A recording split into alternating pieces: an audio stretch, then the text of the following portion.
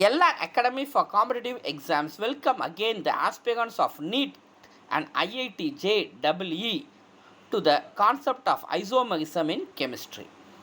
In this post, we look at isomerism, the types along with the examples, and from which concept the question has already been posted in the 2020 and 21 NEET examinations, NEET and IIT JEE examinations.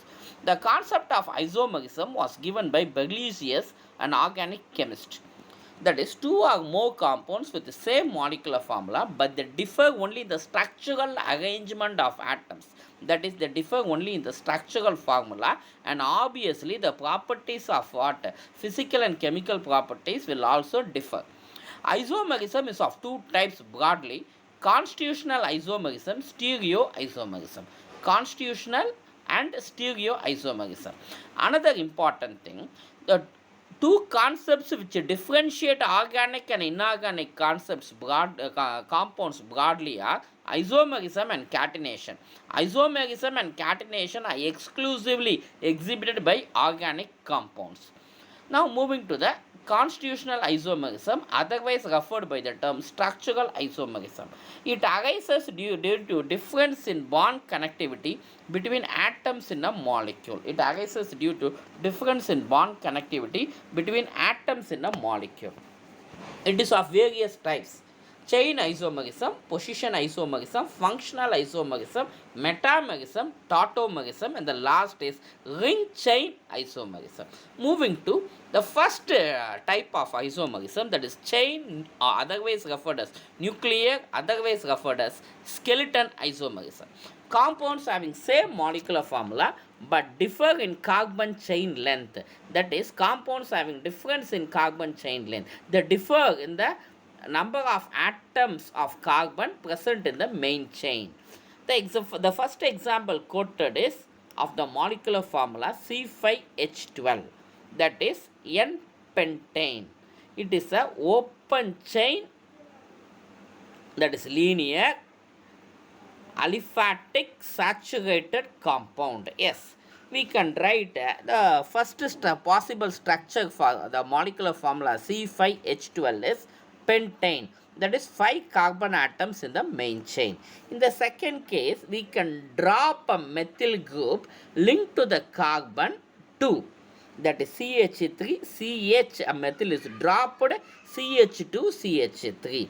Starting from left or right, we should give least numbering to the substituent.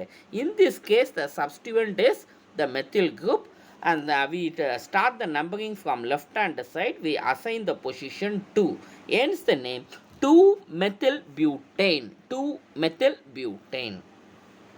Another example of the same molecular formula C5H12 is 2,2-dimethylpropane. You can number from left to right, or right to left, or top to bottom, or bottom to top. The number of carbon atoms in the main chain is 3, with the second carbon holding to 2 methyl groups. Hence we give the name 2,2-dimethylpropane. To differentiate the methyl group, we are using what? 2,2-. Next possible structure, next example is C4H10, compound belonging to the molecular formula C4H10. With respect to the linear structure, we can write it as N-butane, CH3, CH2, CH2, CH3. That is, number of carbon atoms in the main chain is 4. Next is a branched structure. We are dropping the methyl group in position 2, that is CH3, CH, to which a methyl group is dropped, and CH3. Starting from left or right, methyl group is being dropped from the second carbon. Hence we assign the name 2-methylpropane. 2-methylpropane. The next type of isomerism is position isomerism. Compounds belonging to the same homologous series, that is the same family, with the same molecular formula, but differs only in the position of the substituent or functional group or unsaturated linkage. The unsaturated linkage can be a carbon-carbon double bond, or can be a carbon-carbon triple bond. Moving to the example. Example 1. The molecular formula given is C3H7Cl, that is of the functional group alkyl halide,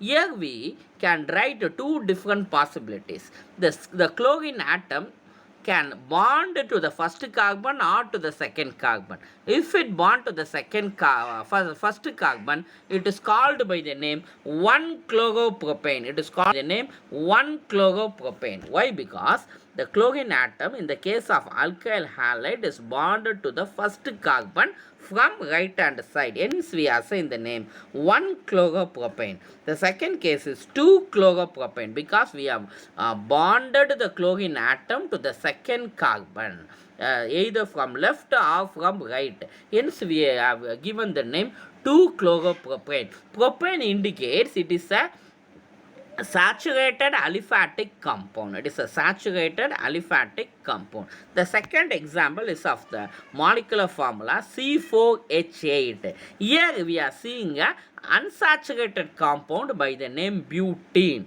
1-butene or butene 1E insists that the position of the double bond is in with the carbon 1. Hence we assign the name 1-butene. Similarly, in the second case, we can shift the double bond from carbon 1 to carbon 2. Here we assign the name 2-butene. 2-butene or butene.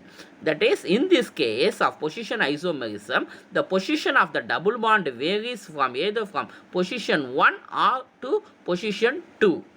The third example is a common example, alcohol, that is pentanol.